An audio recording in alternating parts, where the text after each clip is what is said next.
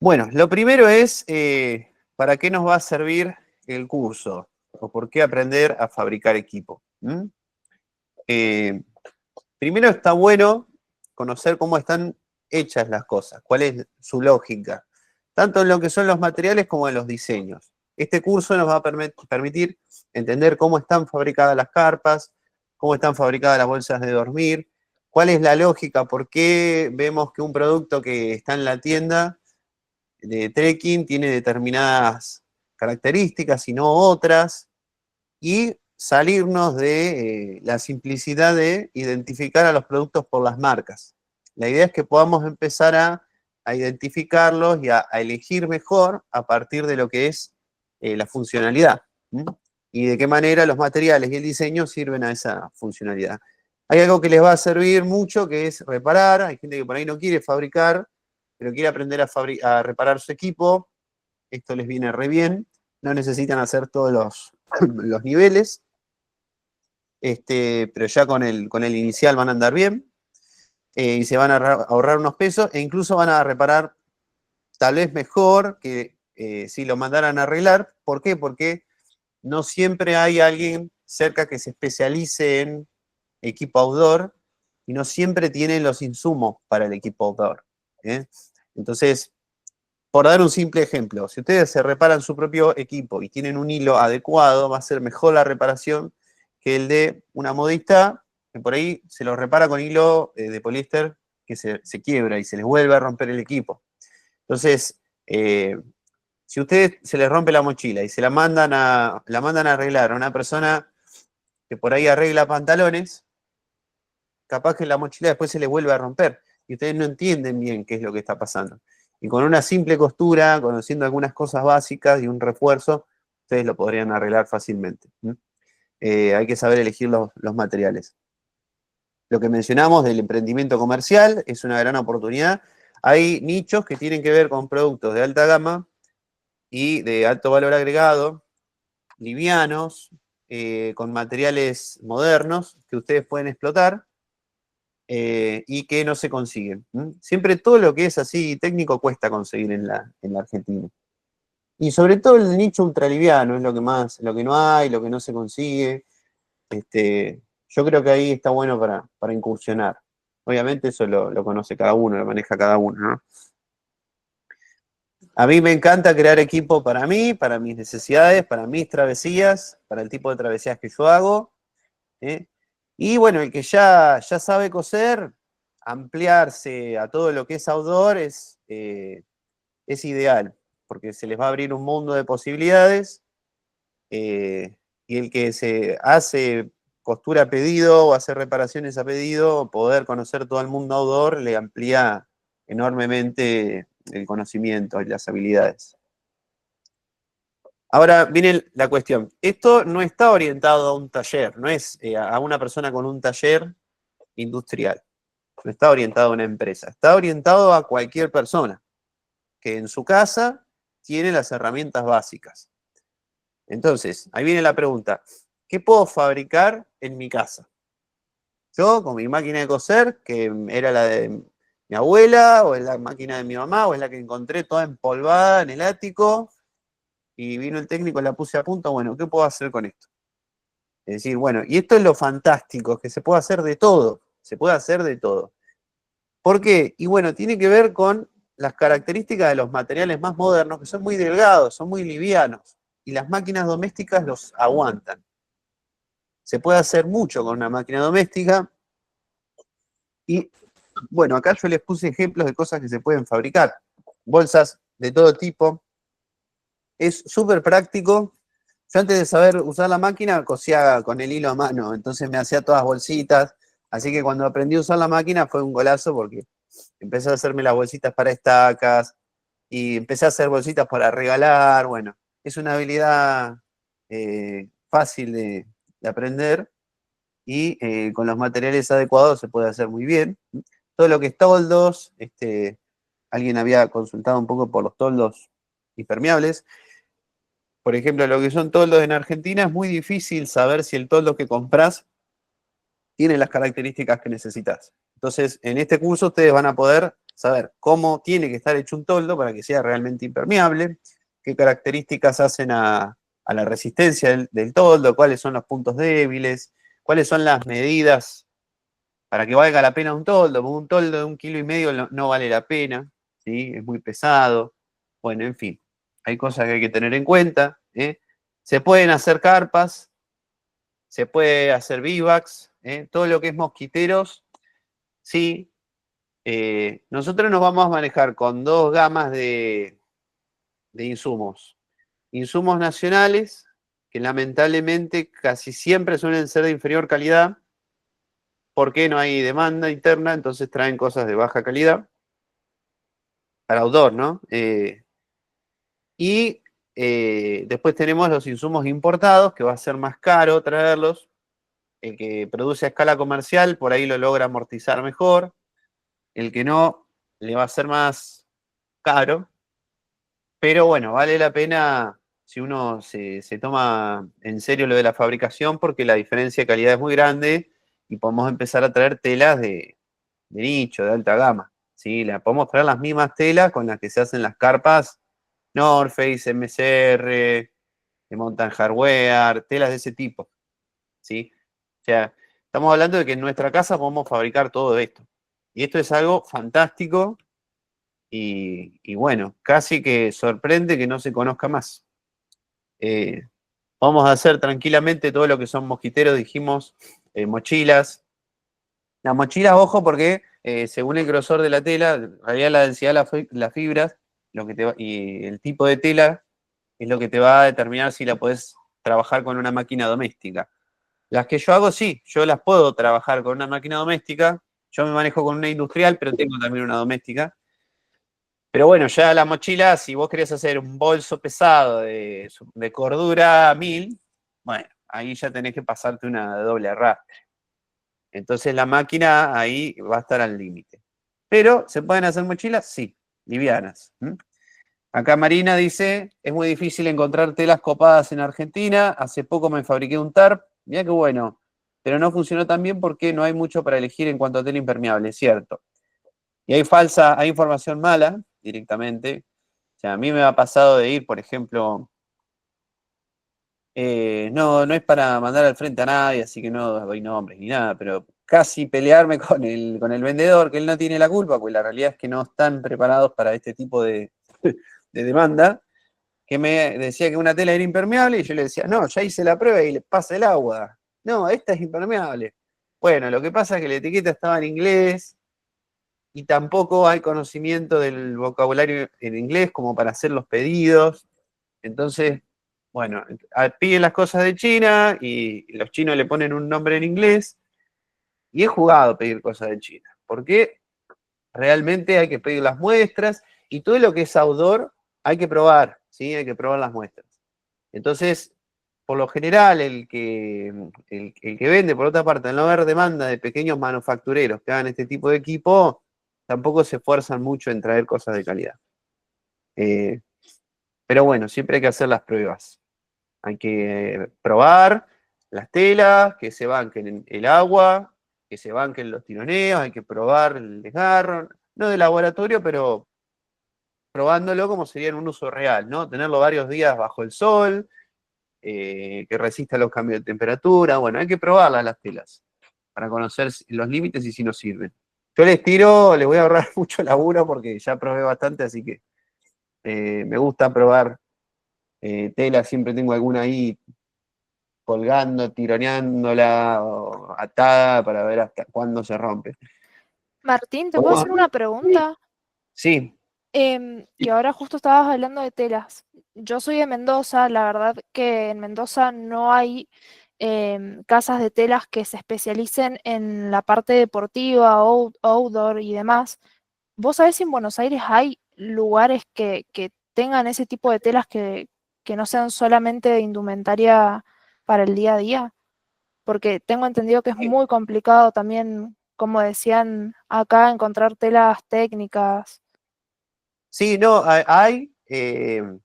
se consigue, como te digo, va a haber con determinadas características. Si te querés tirar a lo más de mejor calidad, a lo más liviano y a lo más moderno, ya hay que pedir afuera. Pero en principio se puede pedir de Capital, sí, en Capital hay varias tiendas.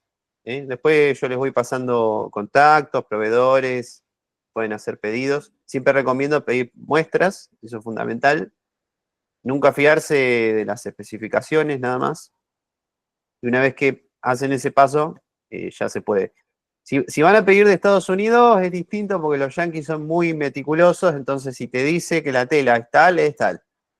Y te dan una ficha toda llena de números y vos tenés que saber leerla y cumplen, ¿sí? Y de hecho, si no cumplen, te mandan la que es. Y a mí me pasó de pedir una tela, me llegó otra, me quejé y bueno, me mandaron la que correspondía, me quedé con las dos telas. O sea que bueno, entonces, y bueno, China es otro mundo, después lo vamos a ir viendo, pero China, se puede pedir cualquier cosa de China, pero tiene que ser en mucha cantidad para que rinda económicamente. Bien, genial, gracias, Martín. No, de nada, pregunten nomás y así se hace dinámico. Bueno, podemos hacer bolsas de dormir, Quill, podemos hacer bolsas de muy buena calidad, con las mejores telas. Podemos usar pluma, podemos usar relleno sintético, podemos hacer lo mejor de lo mejor ahí, porque la bolsa, al ser algo muy delicado, es re difícil coser el material de bolsa, porque es muy, muy liviano, es muy escurridizo, es un garrón, soy sincero. Pero bueno, el producto que te queda está buenísimo. Parece que flota. Bueno, podemos hacer botitas, mitones de abrigo, indumentaria, impermeable. Bueno, y de todo. Si me olvidé algo, después me hacen acordar. Les cuento un poco mi experiencia. Algunos por ahí ya la conocen porque hemos hablado o han visto alguna charla. Yo arrancaba cosiendo a mano, después empecé con la Florencia. Con esta Florencia hice de todo. Hice hasta carpas con mosquitero y piso incorporado, todo. Con cierre, las usé a las carpas, dormí, después las regalé porque tenía tantas carpas hechas por mí que las empecé a regalar. Eh, bueno, esta máquina se puede empezar, sí. No es la recomendable, porque es una máquina que le cuesta agarrar tela pesada. Y lo que es outdoor no es que la tela sea pesada en sí, sino que el producto es pesado, porque ustedes imagínense manejar 3 metros de tela dentro de esa cosita, en el brazo de la máquina no tenés dónde meterla, entonces empieza a acumularse, y le cuesta a la máquina arrastrar esa tela, entonces la tenés que ayudar con la mano. ¿Se puede? Sí, se puede, puedes hacer grandes cosas. El motor lo vas a llevar a los límites, hay veces que te va a empezar a andar lento, y la terminación no va a ser muy prolija. Ahora, para hacer cosas chiquitas, sí, podés hacer de todo, y para empezar, si tienen esta, usen esta. Eso es lo importante y a eso quiero ir. O sea, proyectos muy grandes les va a costar, pero para arrancar está bien. Eh, bueno, les contaba, arrancaba haciendo bolsitas, después empecé a hacer toldos, después carpas. Bueno, después saqué una marca, Signa Natura, significa signos de la naturaleza. Eh, Así que bueno, ahí empecé a hacer distintos productos, ahora hago productos a pedido. Yo me especializo en lo que son cosas muy, muy livianas y de mucha calidad. eh, y las hago a pedido. Bueno, las cosas que hice yo se pueden hacer, yo les muestro algunas fotitos, como para que tengan una idea. Estos son toldos de silk nylon. El silk nylon es un material por ahí difícil de trabajar al principio porque es muy escurridizo, pero es excelente por las prestaciones. Hice toldos de distintos tamaños. Este es un toldo chiquito. Este es un toldo ya como para una persona. Y este ya es un toldo más grande, de 3x3. En realidad los toldos de 3x3 no son de 3x3, sino que son más chicos, ¿sí? Porque la tela viene de 1,50 m de ancho. Vos cosés dos telas de 1,50 m de ancho y te debería dar 3. Pero bueno, no te da 3. ¿Por qué? porque hay costuras en el medio, dobladillos, que hacen que ese tamaño se reduzca. Entonces, yo al principio, cuando vendía los toldos y decía, el toldo mide 2,90 por 2,90. Y eso me restaba clientes, porque los clientes después se compraban el más grande. Y en realidad el más grande no era más grande, era simplemente que te lo ponían como que era 3x3. Bueno, para que sepan, cositas que uno va aprendiendo en el mundo de la costura. Y bueno, todo lo difícil acá son las medidas, sacar las medidas, que sean precisas, porque son cosas grandes. No tenés, a veces la regla no es lo suficientemente larga, en fin. Bueno, pequeños detalles que hacen a la calidad de los productos que hacemos, los tensores, ¿m? Los tensores que se pueden conseguir en cantidades, además no tienen marca o algunos tienen marca pero no están patentadas acá, entonces se pueden traer cantidades por courier. Esto hay mucha diferencia entre lo que se consigue en Argentina y lo que se trae de afuera. Lo de Argentina es de muy mala calidad, suele ser de muy mala calidad porque se apunta a lo más barato posible. Es como una pieza, está muy esto de que todo lo que son piezas de camping son para darle un uso de que se rompa y después lo reemplazo. Entonces, bueno, si nosotros vamos a vender un producto, está bueno ponerle fichitas que sean de calidad. Bueno, estos son puntos laterales, esto lo tienen tanto los toldos como las carpas. Bueno, detalles acá, por ejemplo, el refuerzo. Tiene un parche interior que hace que se refuerce la tela en el punto ese donde se genera la tensión. Cintitas para colgar. Bueno, y así varios detalles. Y después lo más lindo es usarlo, ¿no? Pero bueno, los que vivimos lejos de la montaña, la extrañamos mucho, entonces estamos 10 meses esperando a que llegue el momento, así que bueno, tenemos todo ese tiempo para fabricarnos el equipo hasta que llegue el verano y salimos a probarlo. Bueno, esto también un toldo en más o menos a 1.000 metros de altura, en un lindo lugar, en un bosque de lengas. Bueno, después fabriqué varios toldos piramidales. Soy muy fan de los toldos y las carpas piramidales. Me gusta mucho porque tienen esa simpleza de que se arman con un bastón. Se pueden armar con un bastón de trekking. Y bueno, son muy estables al viento. Y son muy livianos, ¿no? Eso es lo que tienen. Bueno, ahí vemos el tamaño. Es minúsculo. Estamos hablando de un refugio que pesa 320 gramos. Es decir, no pesa nada, menos de medio kilo. Y es amplio para una persona. Bueno, acá está, la imagen se ve. Este lo usé mucho en Santa Cruz. 30 días durmiendo bajo ese toldo. Y Santa Cruz justamente tiene mucho viento, así que me busqué un refugio piramidal por eso. Eh, Bien, después podemos hacer bivacs. Los bivacs están buenos para climas cálidos y buen tiempo, pero con bichos vienen bien. A mí me gustan mucho los bivacs que son con una tela un poco más sólida, rompeviento. Son muy prácticos también. Mosquitero de cabeza. Esto está bueno para los tábanos o los valles de cordillera. Se lo subestima mucho. Y la gente se prepara para el frío, pero no se prepara para el momento de calor y de humedad. Entonces, es muy común pasarla mal en la cordillera porque todos van abrigadísimos, pero no van preparados para esto, que es cuando te devoran los tábanos y los mosquitos. Cuanto más cerca de Chile, más insectos. Y llevar esto, combinado con otras precauciones, te cambia el día, básicamente. Bueno, después podemos hacer hamacas.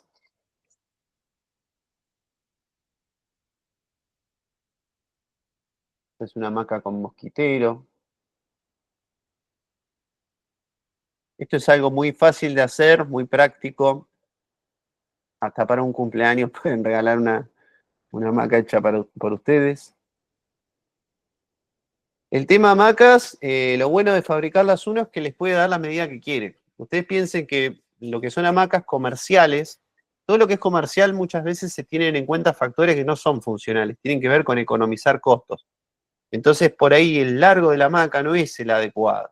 Está hecho para abaratar costos y bueno, está bueno que la hamaca sea más larga que las que se suelen traer de China, que son muy cortitas. Por lo menos para mí largo, depende del largo de la persona.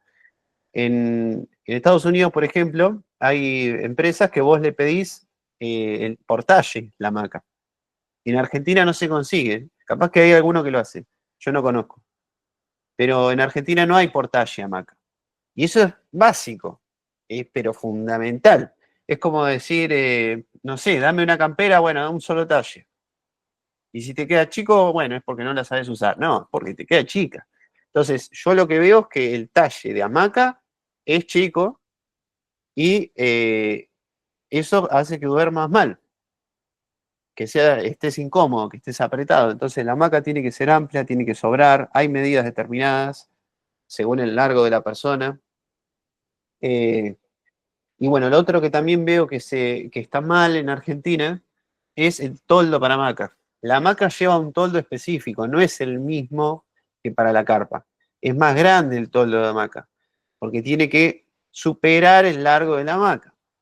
Entonces, si la hamaca mide 3 metros, el toldo no puede medir 3 metros. Bueno, puede, pero cuando llueve, que es cuando justamente tiene sentido el toldo, te vas a mojar. Y después hay cositas que hay que tener en cuenta para que no se filtren las gotas dentro del toldo. Bueno, todas estas cosas tienen que ver con la funcionalidad, con productos que acá no se consiguen, entonces está buenísimo saber hacerlos, ¿no?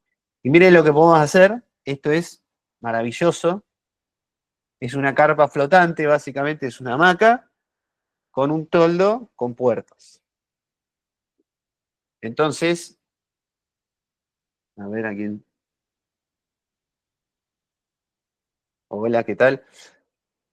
Entonces, bueno, podemos hacer esto, es súper, súper práctico. Y bueno, la hamaca es para dormir, digamos, sin no dormir en el piso, ¿no? Siempre con aislante porque el frío se transmite igual. Bueno, esto es una carpa que hice, fue de las primeras, se vendió bastante. Una carpa súper chiquita, después saqué una versión más grande.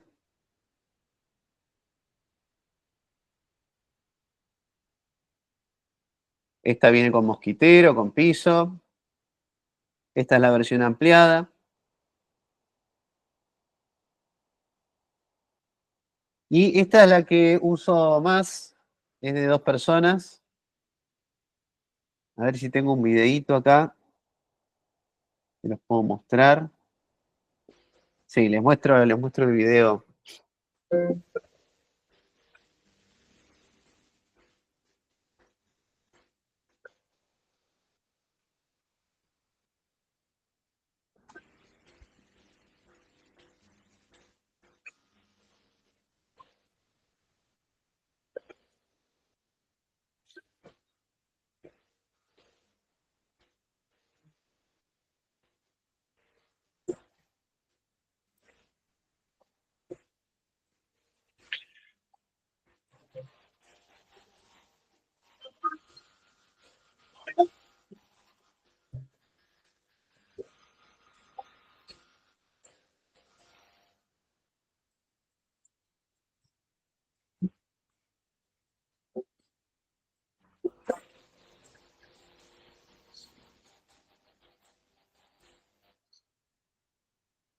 Bueno, espero que les haya gustado. A ver, ahí están las medidas. Bueno, este tipo de carpas está bueno, se arma con 2 bastones de trekking. ¿Lo pudieron ver al video? ¿Se vio bien? ¿Sí? Sí, muy bien, muy Bárbaro. bien. Buenísimo. Yo cada tanto pregunto porque ha pasado que se cortaba internet y, bueno, a más de uno le pasó de quedar hablando solo, ¿no? Eh, bueno, todo lo que son carpas que se arman con bastones de trekking, lo que tienen de bueno, además de que son más livianas, es que se puede regular la altura. Entonces, si queremos ventilar, la armamos más alta. Si el tiempo está lluvioso, la podemos bajar. Bueno, ahí se ve con las puertas abiertas. Esto es en el norte. Esta es otra piramidal. Acá cambia la tela, porque esta es para invierno. Esto es algo que está bueno. Ponerle un doble cierre. Esto lo tienen algunas prendas, no sé si alguien lo conoce. El cierre doble lo que te permite es ventilar. Porque normalmente las prendas y las carpas también tienen un cierre, que es el de abajo. Abrís la puerta, la cerrás. El cierre doble lo que te permite es abrir arriba, que te quede un huequito donde salga el aire. Las camperas de alta montaña suelen venir con doble cierre también justamente para ventilar porque son muy, muy abrigadas. Bueno, después mochilas. Esta es una mochila de 40 litros. La usé un montón. La verdad me encariñé. Está hecha con materiales livianos. Es muy livianita. Y se la bancó. Se la bancó muchos kilómetros. Aproximadamente 1000, un poco más de 1000 kilómetros se bancó esta mochila y sigue. Y la sigo usando. Para que vean que el equipo dura. Esto es en Chubut. Bueno, un poco de fotos. Demasiadas fotos. Bueno, esta es una versión ampliada. Que bueno, acá atrás, no, acá tengo la de 40 atrás. Tengo por ahí la de invierno. La de invierno es más grande, tiene más capacidad. Y bueno, un detalle muy lindo que podemos hacer. Yo creo que las mochilas es una de las cosas más lindas que podemos hacer, porque no son muy grandes a la hora de hacer los cortes, es cómoda de trabajar. Y con una máquina doméstica vamos a estar al límite. Se puede, sí, se puede. Tiene que ser una tela muy delgada, pero le podemos hacer todo lo que queremos, porque si hay algo donde está bueno personalizar es en la mochila. Vos querés que tenga un bolsillo en la hombrera, que tenga una riñonera, bueno, podés hacer todo eso. Podés ponerle bolsillo donde quieras. La verdad que está buenísimo, es muy divertido. Y después podemos hacer todas estas cosas, ¿no? Esto es con relleno sintético. Se puede usar el relleno, el vellón del almohadón, que se comercializa en Argentina, o te puedes traer la marca Climagill, la marca, ¿cómo es que se llama? Bueno, ahora no me sale el nombre de la otra marca. Primaloft, te podés traer lo mejorcito, top, a nivel mundial, y bueno, te va a salir más caro. Siempre tenemos esas opciones. Bueno, ¿qué necesitamos para empezar a coser? ¿Hasta ahí? ¿Alguna duda? No, no, no, todo bien. Bueno, ¿qué necesitamos?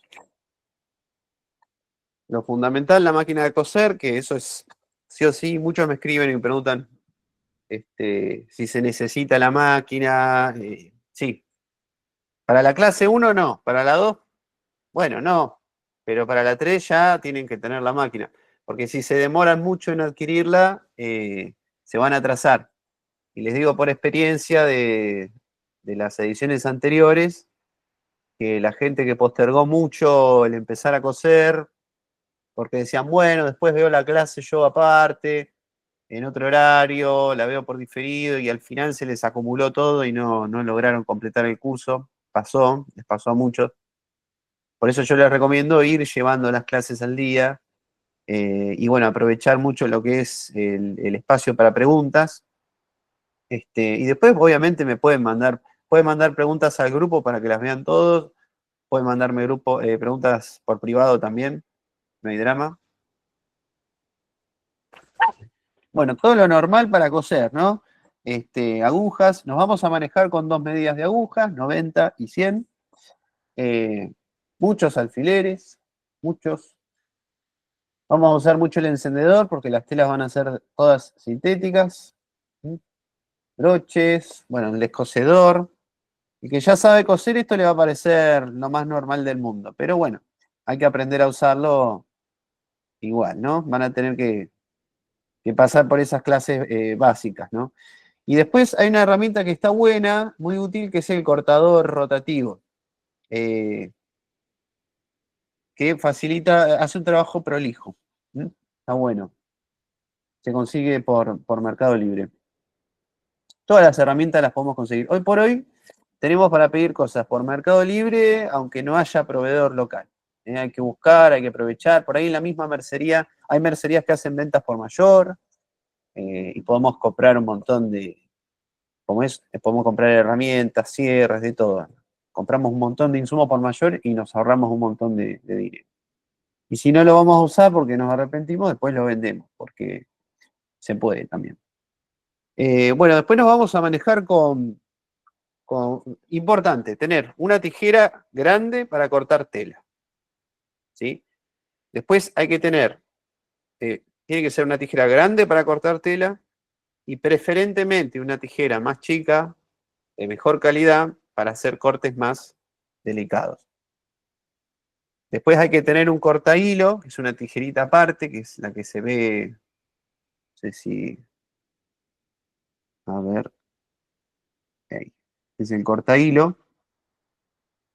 Vamos a evitar las máquinas que vienen con cortahilo automático porque corremos el riesgo de que nos corten la tela.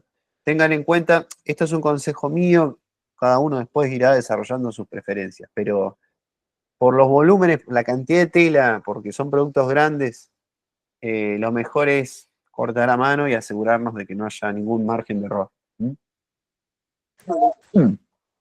Este es el descosedor. ¿Vamos a cometer errores? Sí, todo el tiempo. Entonces vamos a ir viendo por qué cada tela se resuelve de manera distinta, según la elasticidad. Y después lo que es la regla, vamos a necesitar reglas grandes. Vamos a necesitar reglas chicas como para cosas chicas y grandes para cosas grandes. Sobre todo lo que son toldos y carpas, vamos a estar haciendo medidas, ya sea para trazar líneas de corte o para chequear, también, para chequear que las medidas sean las correctas. 2 metros, sí o sí. O sea, hay que tener una regla de 2 metros. Vienen de más, ¿sí? Que ya no son reglas propiamente dichas, vienen las piezas de aluminio, sirven también. Yo no tengo más grandes que 2 metros porque no me entrarían directamente en el departamento, pero se pueden tener. Bueno, en cuanto a las máquinas de coser, es la pregunta que ya hicieron varios antes de que empezara el curso. Hay algunos que defienden las viejas máquinas a pedal. Estas máquinas son muy nobles porque tienen piezas de metal, están muy bien construidas. Por ahí hay que cambiarles piezas, hay que hacerles un service. La mayoría de los que las tienen reconvertidas a motor eléctrico, está muy bien, con un pedal eléctrico. Estas máquinas son bárbaras. Van a ser rectas y es más que suficiente para el tipo de telas delgadas, sobre todo para lo que es toldos, guantes impermeables, cosas así.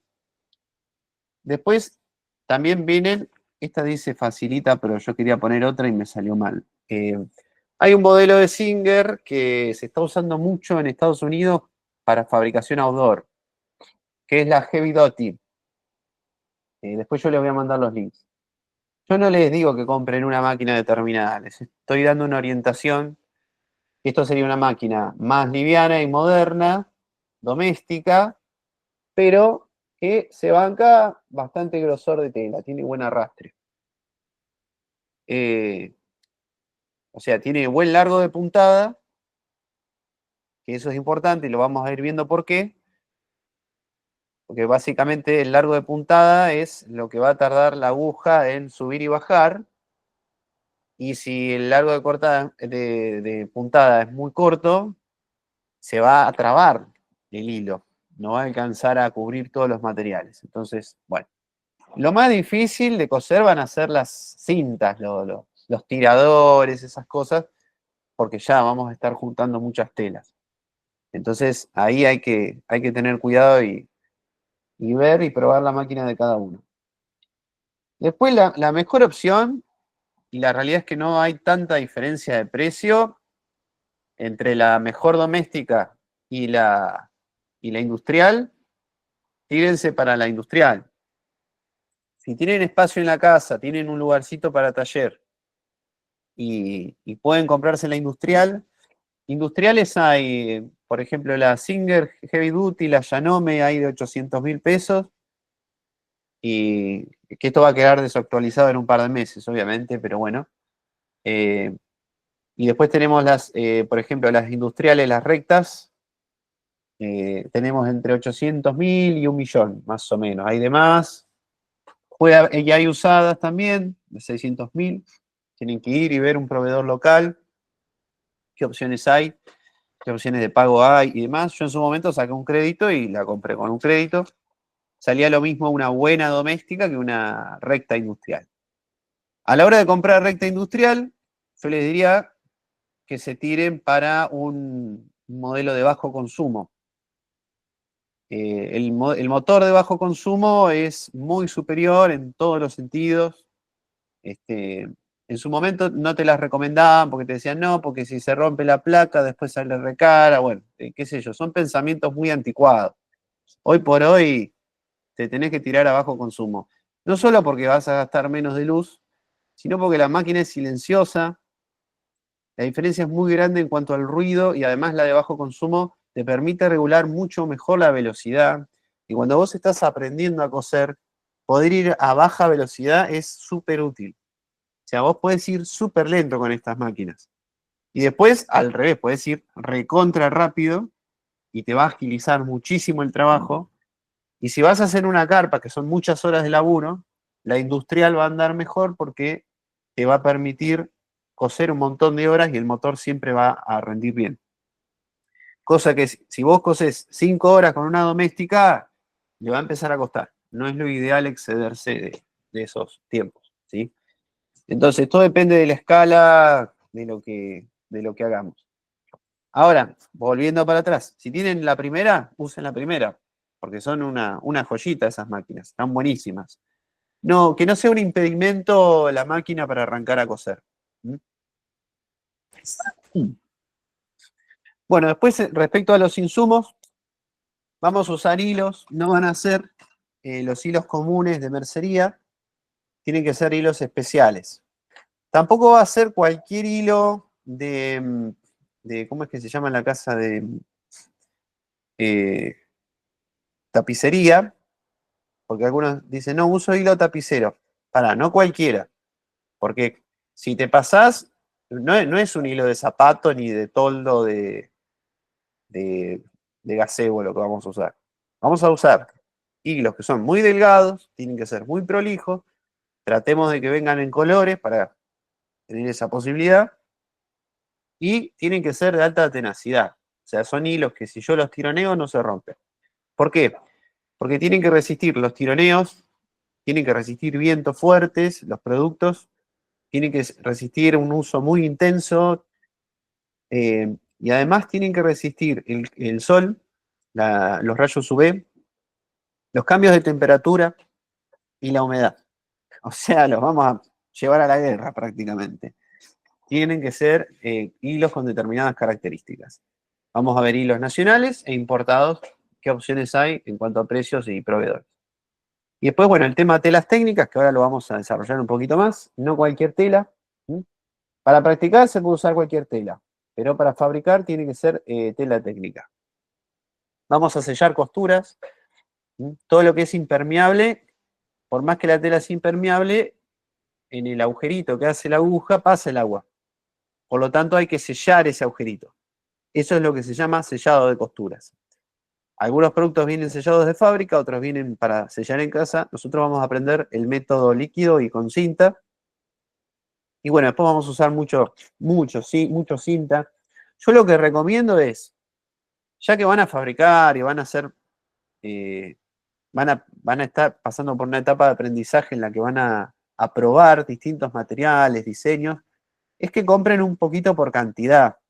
Por ejemplo, si van a usar mucho una cinta, cómprense un rollo, una cinta gros, por ejemplo, vale la pena tener un rollo de cinta gros y le va a durar para siempre, van a tener siempre cinta gros. Lo mismo que cuerdas, si se pueden comprar un rollo de cuerda, después lo usan para todo eso. Porque la cuerda les va a servir para los camping, para llevar de trekking, para un montón de cosas. Una buena cuerdita linda de Dinema, por ejemplo, les queda para todo. Está bueno tener esas cosas en cantidad. Yo tengo, por ejemplo, cintas, fui comprando, tenía que comprar, no sé, 2 metros de cinta gros de 15 milímetros, bueno, compré el rollo. Y ya está, ya me quedó, y sé que es una medida que la uso muchísimo, así que siempre que voy a fabricar, corto un pedacito de cinta gros y ya me quedó. Después tuve que comprar de 3 centímetros, bueno, compré de 3 centímetros, me compré los rollitos y me quedaron, y así, con tantos insumos. Vamos a usar mucho shock cord, que acá no lo mencioné, que sería el elástico, el cordón elástico. El elástico común también, menos, no es tan necesario, pero también. Y después, bueno, todo tipo de fichitas que no son obligatorias, pero que van a hacer a la calidad y van a hacer que el equipo dure más, ¿sí? Porque todo lo que son las cuerdas, cuando rozan, eso, lo ideal es que roce la ficha y que no roce la cinta, ¿eh? Y después lo que no vamos a usar son el típico grommet. ¿Vieron los toldos? ¿Alguien conoce los toldos que le ponen un anillo al toldo? Un ojalillo y por ahí pasa la cuerda. Sí, los he visto. Bueno, vamos a evitar eso porque es lo que menos dura. Vamos a usar técnicas que sean duraderas. Les digo porque yo he hecho pruebas y, a ver, hay equipo que está hecho como para darle un uso muy tranqui y que se rompa y después lo mandas a arreglar. No es la idea. La idea acá es hacer costuras que duren para siempre y la ficha lo que va a hacer te va a proteger también la tela porque tiene la tensión se va a administrar de una forma más pareja. Y vamos a evitar el uso de nudos en exceso también. Bueno, respecto de las telas, después esto lo vamos a ver con mayor profundidad, ¿sí? Esto es como un pantallazo general, después vamos a ir viendo punto por punto. Pero bueno, tenemos varios tipos. Las telas son o impermeables o respirables. Esto en el mundo de la industria outdoor se utiliza este vocabulario. En inglés sería waterproof, que no es lo mismo que water resistant. Water resistant significa que repele la humedad, pero el agua pasa igual después de un tiempo. Entonces, hay productos que dicen water resistant, vienen con esa etiqueta, pero después de un tiempo el agua pasa. Entonces, impermeable es que no pasa nada de agua. ¿Puede absorber agua? Sí, la tela, pero no va a pasar. En un uso regular y real, en un escenario natural, no va a pasar. Si en un laboratorio le metemos una manguera con la presión de una manguera de bombero, sí, va a pasar. ¿Sí? Pero bueno, no sería un uso real. Nosotros nos vamos a manejar con todas medidas que las podemos llevar al campo y que les caiga la lluvia y no pase el agua. Después tenemos telas respirables. La tela respirable es todo lo que se usa para indumentaria. Todo lo que es indumentaria, acá el 99% de los casos es tela respirable. Las hamacas también van a ser respirables. Y después tenemos las respirables e impermeables, que son las más caras de todas.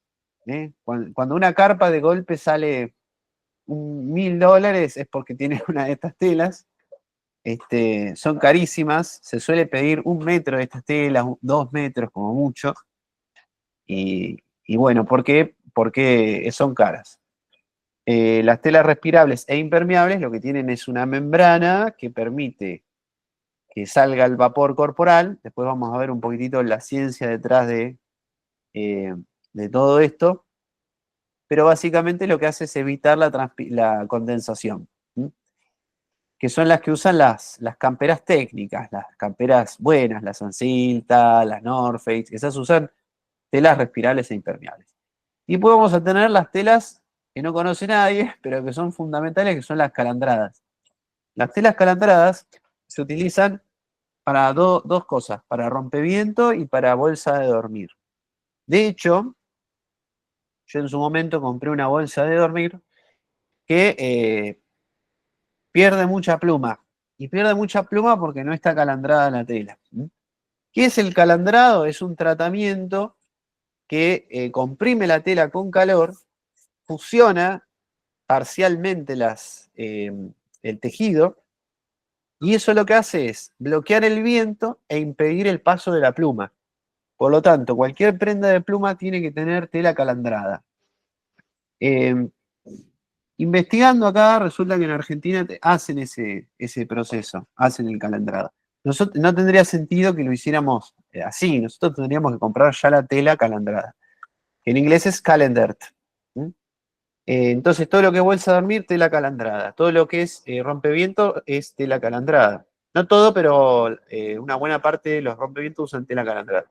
Por ejemplo, si ustedes van a una casa de trekking ahora, en estos días, y van a ver las camperas, fíjense los rompevientos Ansilta que vienen. Por afuera son opacos y por adentro son brillosos.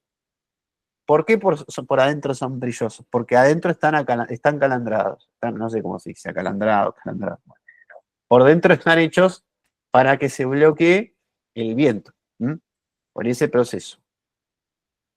Bien, ojo, no son impermeables las telas calandradas. Les pasa toda el agua, absorben humedad, las metes es como un paño que absorbe todo. No son impermeables. Pueden repeler un poquito si tienen tratamientos extra, ¿no? Pero en sí no son impermeables. Bueno, ¿cuáles son los pasos que vamos a seguir en cualquier prenda? Una vez que tenemos las herramientas y los insumos, lo primero es diseñar. Hay productos que los podemos diseñar a mano con una hoja y un papel, pero a medida que el producto se va volviendo más complejo y tiene tridimensionalidad y realmente hay que ser muy preciso, está bueno tener un software de diseño 3D. Nosotros usaríamos SketchUp, que es muy fácil de usar y es más que suficiente para todo lo que tenemos que hacer. ¿Sí? Y además tiene versión online gratuita, se puede descargar una versión gratis, está muy bueno el programa. Ojo, no, que esto no sea abrumador, no es que de entrada van a hacer todo esto, no va a ser necesario. Pero si llega el momento en el que ustedes deciden hacer una carpa, por ejemplo, poder manejar un software de estos cambia todo. Le digo porque yo al principio hacía las carpas medio, sacaba la cuenta yo con un papel y la regla más o menos, y después me di cuenta de que no, que vos tenés que ser preciso, tenés que ser muy preciso porque si las telas que unís no te coinciden, estás en un problema, porque además las telas tienen elasticidad y hay que saber administrar esa elasticidad. Hay que ser muy preciso con los cortes. Después viene el armado de plantillas. El armado de plantillas es llevar el diseño tridimensional a piezas bidimensionales, que es cómo vamos a cortar la tela. De qué manera vamos a distribuir los cortes en la tela. ¿Para qué? Para aprovechar al máximo la tela y gastar menos plata. No derrochar. ¿Eh? Después hay un paso que para mí es re importante, no sé si lo harán todos, pero para mí es re importante y lo súper recomiendo, el maquetado. Como ven, esta no es una gran maqueta, no importa, no tiene que quedar linda, no es el objetivo, pero es una impresión a escala 1:10, o sea, es el producto real es 10 veces más grande que este. Es fácil de hacer, lo imprimo en casa en hojas A4, simulo, hago como que estoy cortando tela y estoy cortando papel, lo pego y me aseguro de que la forma final del producto sea la que yo buscaba y me aseguro de que coincidan todas las medidas. Ese chequeo es re importante. Es muy importante. Aparte que no es lo mismo tenerlo en una plantilla en la compu que verlo en físico. Cuando uno lo mira en formato físico, le encuentra siempre alguna cosita, algún detalle, tiene algo que observar. El Martín, siguiente tengo punto, una pregunta, sí, perdón. sí, ¿Lo que es el armado de plantillas se hace con un programa especial o cómo es? buena pregunta. Hay distintas formas según la complejidad. Cuando es muy complejo el producto, que sería lo más grande, sería hacer una carpa, concretamente, ¿sí? Bueno, hay carpas, por ahí algún bivac, Sí, esos productos. Lo que hacemos es en 3D y está la opción de convertir el 3D a 2D con software. Se puede hacer para ahorrar tiempo de laburo y para hacerlo más prolijo y ser más precisos también. Así que sí, hay mecanismos con software. Bueno, después tenemos lo que son los moldes. Este molde de acá está bueno. Al final lo terminé regalando porque era de un material muy pesado. Y después me di cuenta que el mejor material para moldes es el cartón. ¿Mm? Cartón de 1 milímetro es más que suficiente. Y si son cosas chiquitas se pueden hacer moldes de papel. Pero bueno, siempre es mejor el molde de cartón. Primero porque dura más, les va a durar más.